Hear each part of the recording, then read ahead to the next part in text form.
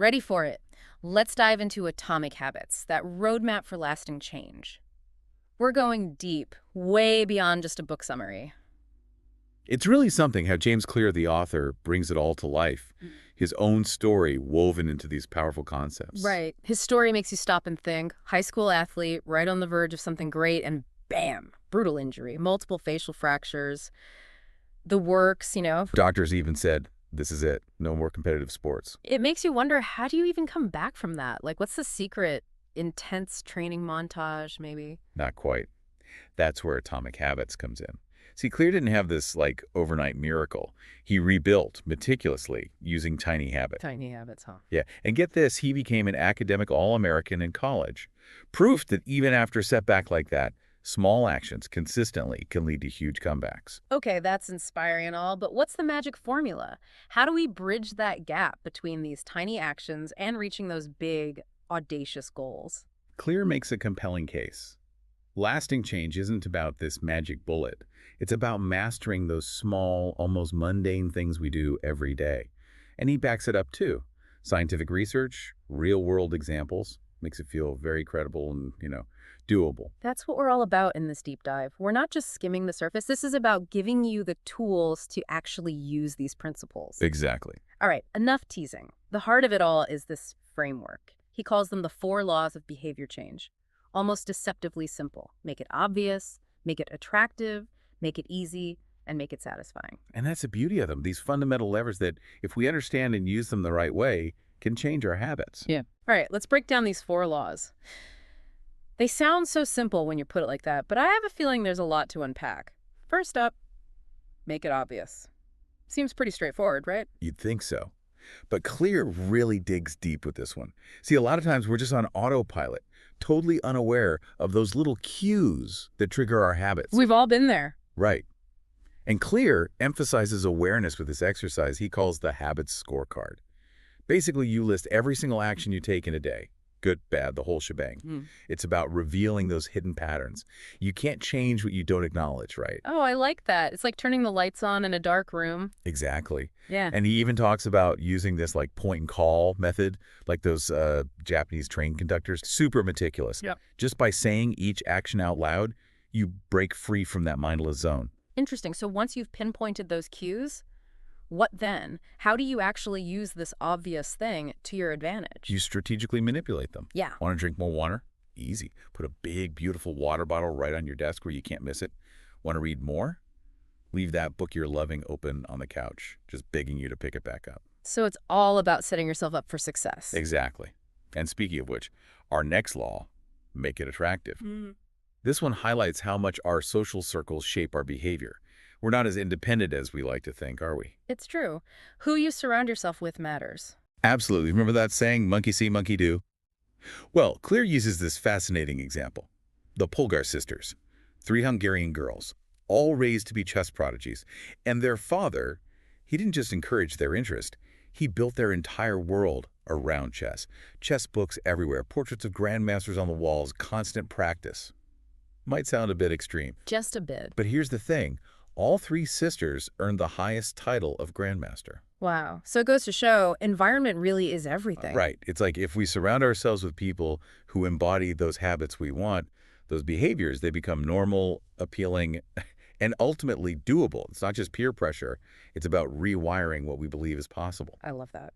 Okay, on to a law I think many of us struggle with. Make it easy. We set these big goals, get totally overwhelmed, and just give up before even starting. Happens to the best of us. But Clear has this strategy that's almost counterintuitive, the 2-minute rule. Ah, yes. Such a simple concept, but so powerful. It really is. Tell us more about how it works. Basically, you break down any daunting task into a 2-minute version. Want to write a novel? Start with just 1 sentence. Marathon. Just put your running shoes on. You're removing that initial friction, that feeling of, I don't want to.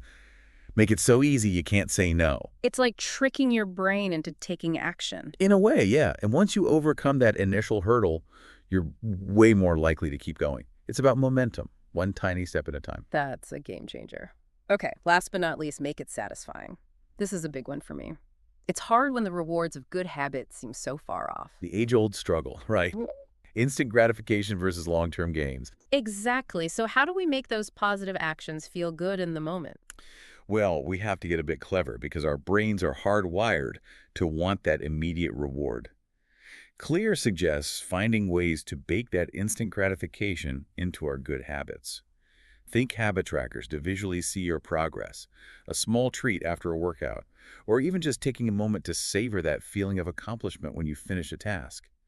Associate those positive emotions with the actions. So it's about reframing how we view those good habits. Absolutely. Instead of chores, they become something we crave. We're Yeah. training our brains to love those healthy behaviors. But what's the science behind this whole reward system? It all comes down to these things called neurochemicals, specifically dopamine. When we do things our brain sees as rewarding, dopamine gets released, gives us that little hit of pleasure, motivates us to do it again.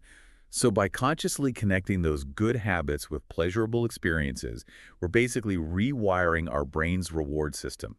Make those actions more desirable and sustainable in the long run. Okay, we've got these 4 laws down, but Clear doesn't just leave us hanging there. Atomic Habits is full of even more strategies. Like seriously, it's like he's giving us this whole toolkit. Right. So many good ones. One that really stands out is habit stacking. It works so well because it actually uses these existing pathways in our brain. Ooh, I like where this is going. So the idea is to connect a new habit to one you already do. Clear uses the example of flossing right after brushing your teeth. So simple but genius. You already doing one, might as well tack the other on. It's like this domino effect of good habits. Exactly. And because that pathway in your brain is already established, the new habit takes less effort. And then there's environment design. The idea that our surroundings, they really affect how we behave. Remember that study in Pakistan with the soap? Oh yeah, they brought in this fancy soap that smelled amazing, and guess what? Hand washing went way up. It's crazy, right? Shows how even little changes can have these huge ripple effects. Like if you want to eat healthier, don't even keep junk food in the house. Want to read more? Make a cozy little reading nook just begging you to relax with a good book. It's about understanding how our environment shapes our choices, even when we don't realize it. You mentioned struggling with delayed gratification earlier, with those good habits that take time to pay off. This next one really addresses that. The Goldilocks rule. Ah, yes. Finding that sweet spot. Exactly. Not too hard, not too easy, just right. But how does that apply to building habits? Think about any skill you've mastered. At first, it was probably tough, maybe even frustrating. But as you got better, it became, well, fun, even exciting. That's the Goldilocks rule at work. So we need a challenge to keep us interested, but not so much that we run for the hills. Exactly. It's about finding that perfect level of just manageable difficulty. Gradually increase the weight you lift. Take on those slightly harder projects at work. You're pushing your boundaries without getting discouraged. Love that. Okay, but let's be real. Even with the best laid plans, we all hit those bumps in the road. We lose motivation, life throws curveballs. How do we handle those tough moments? Well, Clear makes this really helpful distinction between being in motion and actually taking action. It's so easy to get stuck in planning mode. We research, we strategize, it feels productive, but we're not actually moving forward. Oh, I've been there. The preparing to prepare trap. We feel busy, but not really getting anywhere. Exactly. Clear says, focus on starting, even if it's just for 2 minutes. Remember that weightlifting coach who said, success is often about who can handle the boredom of training day after day. It's about showing up, even when it's not glamorous. It's about consistency, right? Absolutely. And then there's that big one, breaking those bad habits. Oh, yeah, that's the real test. What does Clear recommend to make it less daunting? One powerful tactic is to make it impractical. He uses the example of the cash register. Back in the day, before cash registers, employee theft was a huge problem. Really? Yeah. But then they introduced the cash register. Simple invention, right? But suddenly stealing money became way harder. Employee theft plummeted. So if you're trying to break a bad habit, make it inconvenient. Want to watch less TV? Hide the remote. Unplug it. Heck, even move it to another room. I love these little tweaks that make a big difference. So it's like we're constantly adjusting, right? Setting up our environment, our routines to make good habits easier and bad habits harder. It's like a mental game of chess. And at the end of the day, it's not just about checking things off a to-do list, it's about deeper change. Remember that line from Clear? Your habits shape your identity, and your identity shapes your habits. It's a two-way street.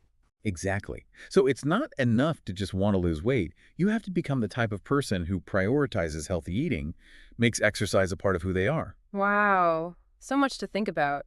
This deep dive has been amazing. We really dug deep into Atomic Habits, not just what it says, but the science behind it, those practical tools, and how even tiny changes can completely transform our lives. It all comes back to that idea.